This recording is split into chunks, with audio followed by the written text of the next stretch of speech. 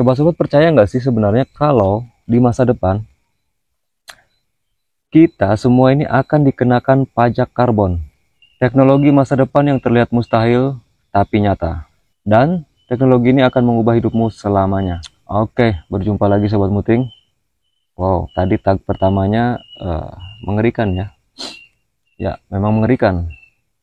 Kebetulan saya sering akses-akses informasi dan juga banyak mencari referensi sebenarnya karena saya juga dulu latar belakangnya hobi, bukan hobi, karena memang saya dulu kerjanya tuh kantoran bukan tukang chainsaw. Nah, di sini saya akan berbagi sedikit apa ya, informasi yang mungkin bisa sobat-sobat nanti jadikan referensi ataupun sobat nanti cari sendiri, gali sendiri dan pahami kenapa kita perlu informasi ini gitu loh. Nah, ini yang penting. Jadi sebagai apa ya, saya kasih biografi dulu lah. Jadi singkatnya, saya dulu tuh bukan tukang chainsaw sob. Saya tuh pekerja kantoran yang kerja di kantor, input data, kadang juga melakukan pengadaan barang, kemudian dropping ke proyek-proyek ya. Dan setelah sekian lama saya resign, kemudian saya kembali ke kampung dan sekarang saya tinggal di kampung menjadi orang yang benar-benar kampung. Dan saya menjadi tukang chainsaw. Dan saya menjadi tukang chainsaw juga otodidak. Jadi ya apa namanya ya?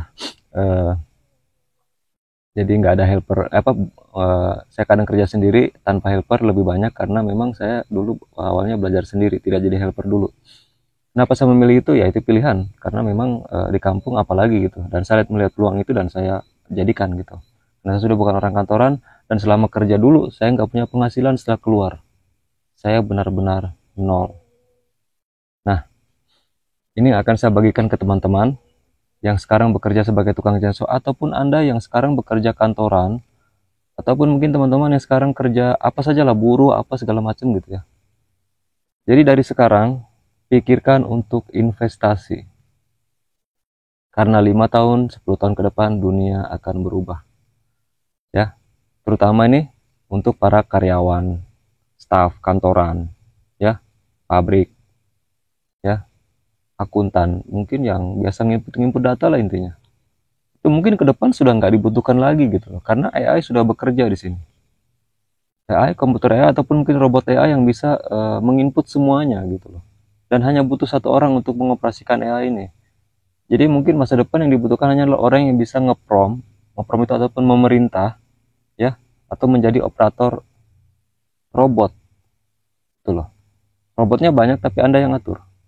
Mungkin bisa seperti itu. Dan ini sudah di depan mata sobat-sobat ya. Jadi tujuan saya membagikan ini adalah lah kenapa saya nggak investasi dari dulu gitu loh.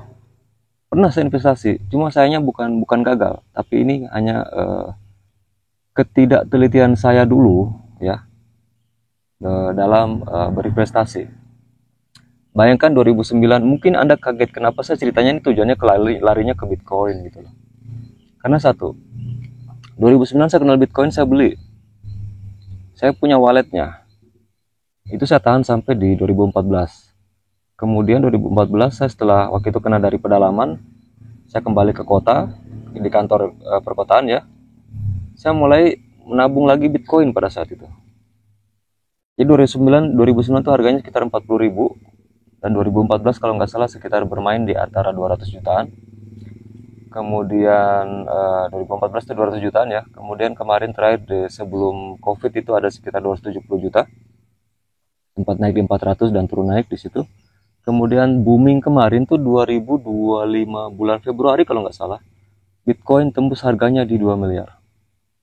Oke, kenapa saya larinya ke Bitcoin? Bukan investasi yang lain.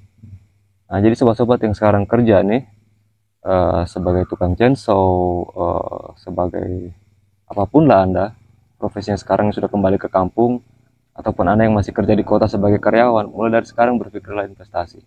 Investasi ada banyak, ya ada banyak, tapi saya lebih fokus ke Bitcoin. Nah, ini yang saya ingin cerita. Karena apa?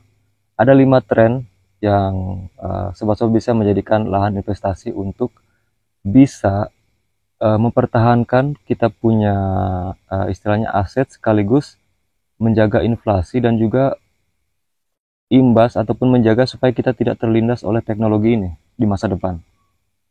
Gitu lah, itu maksud saya. Dan saya pun baru memulai lagi sekarang, awal dari nol lagi. Bahkan saya tinggal di kampung, tidak punya pemasukan tetap, tapi saya harus berusaha berinvestasi di situ. Bisa dibayangkan? Bisa dibayangkan? Oke, sulit. Oke, jadi salah satunya yang akan saya bahas di sini adalah teknologi yang menjadi tren di masa depan. Saya akan lihat beberapa yang sudah saya catat di sini. Jadi ya, dalam 5 tahun ke depan ini ada 5 tren teknologi yang berkembang pesat dan mempengaruhi industri.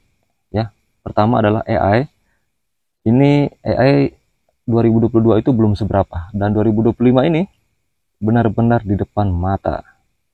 Kalian bisa bayangkan di setiap HP kalian sekarang itu, di Facebook kalian sudah ada AI-nya kan? Tapi pertanyaannya, sejauh mana Anda ataupun teman-teman bisa menggunakan AI tersebut, dan untuk apa digunakan? Untuk apa? Untuk lebih memahami informasi, atau hanya sekedar bertanya sesuatu yang uh, tidak menginspirasi ataupun tidak mengedukasi? Tapi bukan itu intinya. Karena ke depan itu robot AI itu sudah diproduksi ya dari sekarang, dan mungkin 5 tahun ke depan lagi para karyawan pabrik, eh, tukang linding rokok dan tukang buat apa segala macam sudah digantikan oleh robot. Mungkin negara kita bisa terbelakang, mungkin bisa jadi ya, 10 tahun ke depan, 15 tahun ke depan baru ada. Tapi di negara-negara lain itu sudah ada dan sudah mulai diterapkan seperti itu ya. Itu satu, AI. Dan kedua itu perkembangan Internet of Things. Ini kalau dijabarkan nanti videonya terpisah, tapi intinya gini. Perkembangan Internet of Things ini ya sama dengan smart living ataupun rumah pintar yang semakin umum digunakan nanti. Jadi apa ya, sebuah kota smart city lah ibaratnya gitu. Itu pun yang sekarang kalau kita lihat di Indonesia itu untuk IKN sudah menerapkan smart living ya, yaitu ibu kota pintar, artinya saling terkoneksi, terhubung. Jadi lebih optimisasi semuanya, optimasinya lebih bagus. Kemudian teknologi blockchain, ini yang ketiga. Nah, ini berkaitan dengan Bitcoin tadi, tapi memang teknologi blockchain ini kan awal-awal munculnya Bitcoin. Tapi semakin ke sini, ini semakin banyak koin-koin lain di dunia kripto ini makin banyak, dan banyak institusi-institusi yang sudah menggunakan teknologi ini, termasuk perbankan ke depan itu sudah menggunakan teknologi blockchain untuk sistem keuangan. Nah, selain itu ya, terkait Bitcoin yang di dunia kripto ini sudah terbukti tahan sebagai aset ya, dia tahan terhadap inflasi. Selain itu pengirimannya cepat. Ketika kita investasi itu mudah kita cairkan. Jadi sistemnya seperti itu, blockchain dan Web3 ya. Jadi nanti dalam teknologi blockchain ini akan semakin diterapkan dalam keuangan, logistik, dan identitas digital. Itulah. Kemudian yang terakhir ini komputasi kuantum. Sorry, itu yang keempat. Dan yang kelima ini adalah energi terbarukan dan teknologi ramah lingkungan. Sobat-sobat percaya nggak sih sebenarnya kalau di masa depan kita semua ini akan dikenakan pajak karbon? Percaya nggak? Masih bingung kan pajak karbon? Jadi sobat-sobat yang punya kendaraan sekarang nih, kendaraan yang memakai bensin, solar, bahan bakar lah itu akan dikenakan pajak karbon. Ya, kalau nggak mau dikenakan pajak karbon, pakai mobil listrik. Iya, ini ke depan akan diterapkan. Mungkin awal-awal bukan di negara kita, tapi bisa jadi seperti itu ya. Nah, jadi saran saya apa? Mulai sekarang kita mulai mencari informasi tentang perkembangan dunia akan seperti apa. Jangan sampai kita yang tinggal di kampung seperti saya ini ya, kita ini aduh buta informasi. Kita membiarkan anak kita sekolah-sekolah hanya berdasarkan kurikulum itu aja. Ketika kuliahnya itu aja. Padahal ke depan yang dibutuhkan apa? Kemungkinan yang dibutuhkan adalah operator AI. Kemudian mungkin mereka yang punya keahlian di bidang blockchain. Itu yang dibutuhkan besok-besok. Ya, kuliah-kuliah lain-lain mungkin bagi saya itu sekarang bisa dipelajari online semuanya, bahkan kita pun bisa belajar dari AI ya untuk ini ya. Bahkan AI pun sudah lari ke bioteknologi yang bisa membaca uh, mimik manusia, emosi manusia sudah bisa dibaca. Kedepannya mungkin lebih sempurna, sekarang mungkin belum. Tapi ternyata memang dulu yang awalnya kita sering lihat di film-film fiksi, itu semuanya sudah menjadi terbuka dan terlihat nyata, real sekarang ya. Jadi ya ini juga pesan buat saya pribadi sebenarnya, ya, karena ke depan apa yang saya buat video kali ini nih nanti akan saya tonton lagi. Oh saya kok masih seperti ini gitu, saya nggak belum berubah rupanya gitu kan. Jadi sekaligus pesan kepada diri saya khususnya, dan kalau sobat-sobat mendengar ini terinspirasi untuk menggali informasinya lebih jauh, itu lebih bagus. Nah jadi tadi terkait itu ya, energi terbarukan. Jadi dari 5 sektor ini, jadi kalau sobat-sobat dari sekarang bisa berinvestasi di 5 sektor ini, salah satunya saja, silahkan pilih.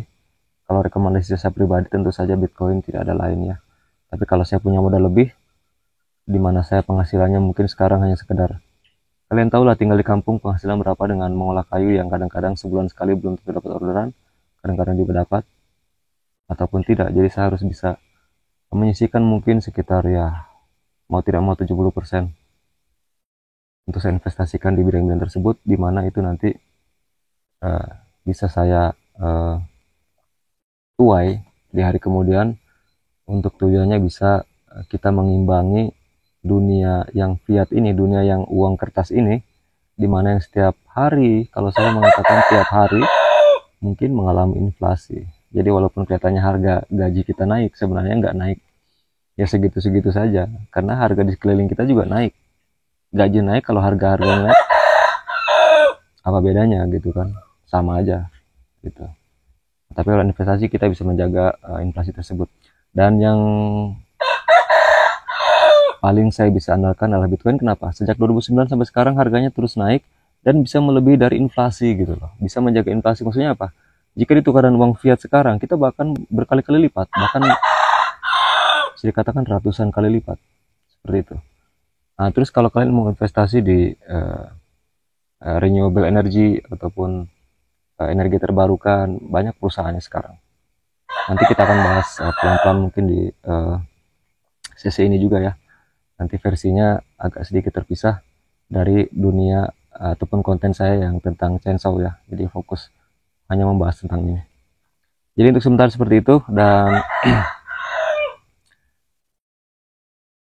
sekali lagi terima kasih sudah menyimak. Dan apa sih pesannya sebenarnya dari video ini? Pesannya cuma satu.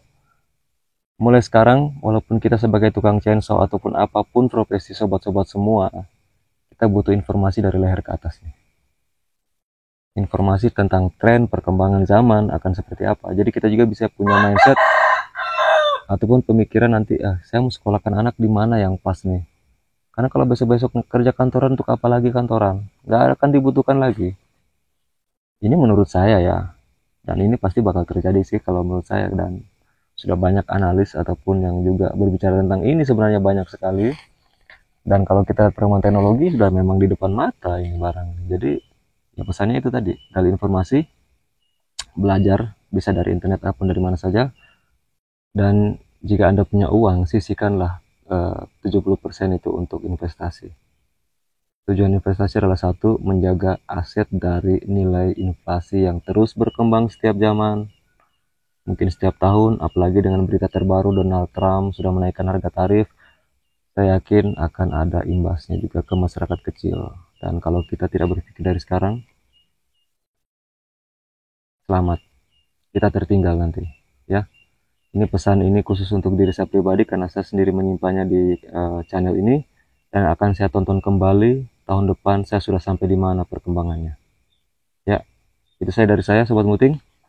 Terima kasih menonton, sampai jumpa di video berikutnya. Dan buat kalian yang masih bingung tentang apa yang saya bahas tadi, sayangkan di komentar, mungkin akan kita bahas di video selanjutnya.